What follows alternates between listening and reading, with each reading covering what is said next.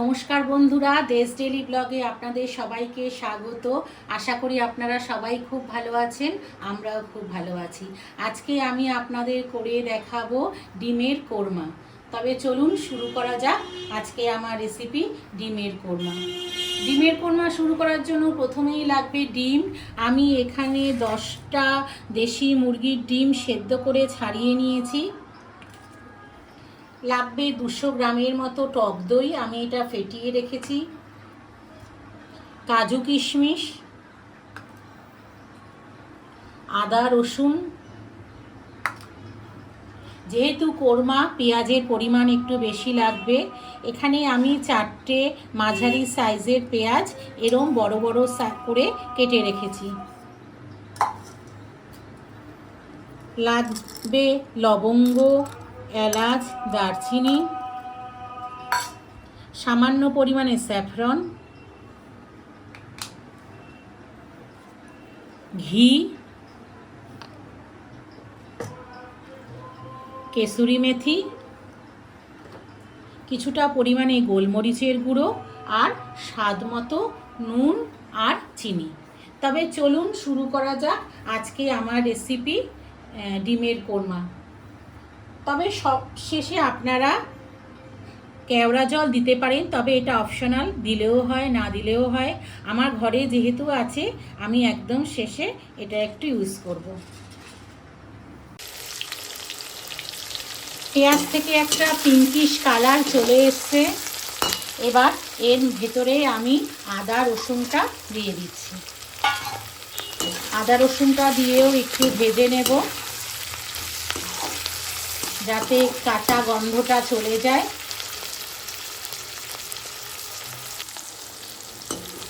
আদা রসুনটা আমার সামান্য ভাজা হয়ে গেছে।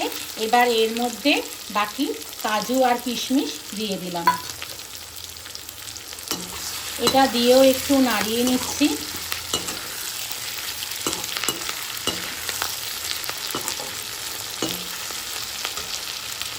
এবার এর মধ্যে আমি কিছুটা জল দিয়ে দিচ্ছি।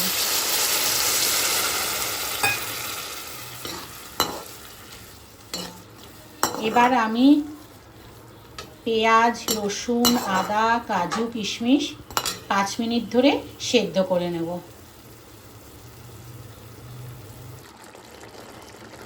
5 মিনিট ধরে সমস্ত উপকরণ সেদ্ধ হয়ে গেছে। এবার এটাকে আমি ঠান্ডা করে একটা পেস্ট করে নেব। অপরদিকে গ্যাসে আমি একটা কড়াই বসিয়ে নিয়েছি। কড়াইটা আমার গরমও হয়ে গেছে। এবার এর মধ্যে আমি কিছুটা পরিমাণে ঘি দিয়ে দিলাম। কোরমা বানাতে ঘিটাই লাগে, ঘি দিলে টেস্টটা খুব ভালো হয়। আপনারা চাইলে ঘি আর বাটার দুটোই মিশিয়ে ইউজ করতে পারেন। এবার এর মধ্যে আমি কিছুটা দারচিনি, এলাচ আর লবঙ্গ ফোড়ন দিয়ে দিলাম। দেখবেন এই সময় একটা খুব সুন্দর গন্ধ বেরোয়।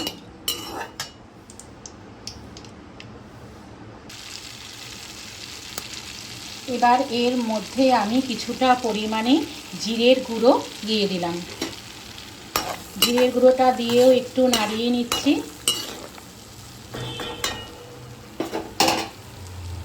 এবার আগে থেকে পেস্ট করা পেঁয়াজ, আদা, কাজু, কিশমিশের ওইটাও আস্তে আস্তে মিশিয়ে দিচ্ছি।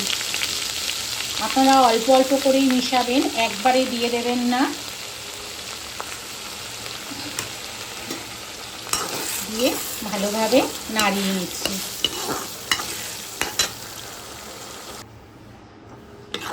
এবার আপনারা এর মধ্যে দেবেন আগে থেকে ফেটানো টক দই। টক দইটা খুব ভালোভাবে ফেটিয়ে দেবেন, নইলে টক দইটা কেটে যাওয়ার সম্ভাবনা থাকে। টক দইটা দিয়েও আমি ভালোভাবে মিশিয়ে নিচ্ছি। আর গ্যাসের ফ্লেমটা এই সময় একদমই লোয়ে রাখবেন। দিয়ে দিচ্ছি স্বাদ মতো লবণ,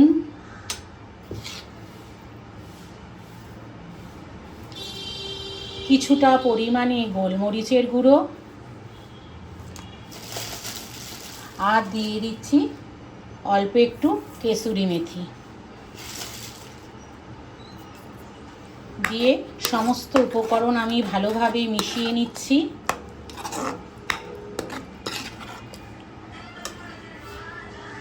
গ্যাসের ফ্লেমটা কমানো অবস্থাতেই আমি এটা 10 মিনিট ধরে সমানে কষাতে থাকব। কষাতে কষাতেই আমি এর মধ্যে দিয়ে দিচ্ছি অল্প একটু স্যাফরন,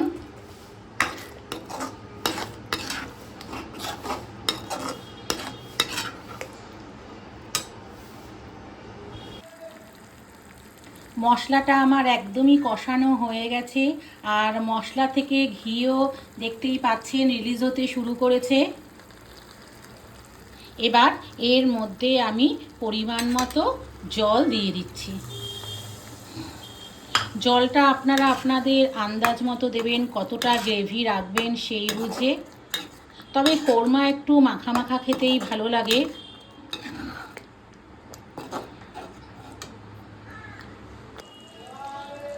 ঝোলটা আমার একদমই ফুটে গেছে। এবার এর মধ্যে আমি আস্তে আস্তে ডিমগুলি দিয়ে দিচ্ছি।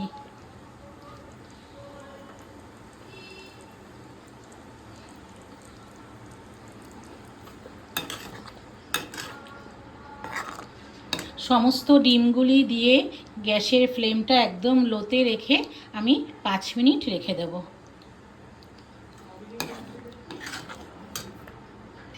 আজকে আমার ডিমের কোরমা একদমই রেডি হয়ে গেছে। এবার ওপর থেকে আমি কিছুটা পরিমাণে কেরোয়া জল আর কয়েকটা কাঁচা লঙ্কা দিয়ে দিচ্ছি। এটা একদমই অপশনাল, এটা না দিলেও কোনো ক্ষতি নেই।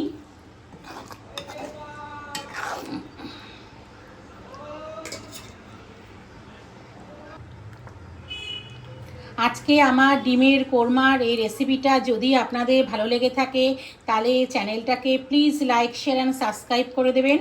সবাই ভালো থাকবেন, সুস্থ থাকবেন। দেখা হচ্ছে অন্য কোনো ভিডিওতে।